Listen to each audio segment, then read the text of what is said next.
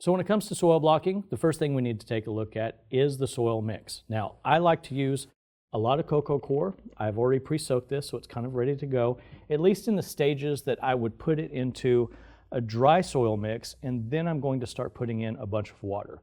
Now we're going to make a nice slurry, and what I'll tell you is the first time you do it, likely they're going to be too dry or too wet.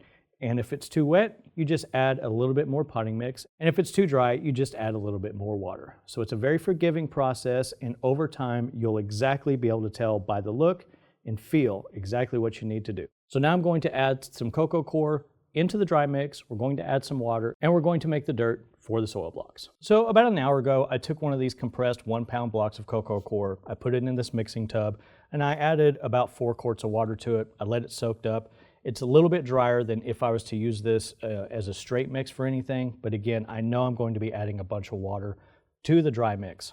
And I do like to get a kitchen bench scraper for both the mixing, and later on we'll show you a little bit of the dividing of the soil blocks once they get established. Inside the Pro Mix is a lot of perlite and vermiculite, which helps with some of that drainage as the cocoa coir retains the water. So I've kind of evenly mixed up the cocoa coir with the Pro Mix, and now we need to add quite a bit more water, probably more water than what you would think you would need. I'm going to use about half that container. It's about 2 quarts, and I'm going to continue to mix up and really see there's still a lot of, you can see that dust, that's a lot of dry, and that's what we're trying to get rid of.